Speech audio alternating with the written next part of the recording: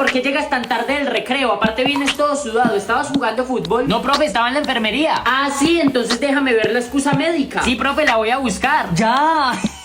A ver, ustedes atrás, silencio. Soldado, tenemos un código blanco, repito, código blanco. Tranquilo, señor, estoy preparado. La excusa médica. Buen día, profesora, soy el enfermero del colegio. Enfermero, nunca lo había visto. Es que es su primer día. Aquí tengo la excusa médica del estudiante Mini Federico. Todo el recreo estuvo conmigo. Ok, no hay problema. Adiós, señor. ¿Y por qué lo llama señor? Quise decir, alumno, hasta luego. Qué enfermero tan raro.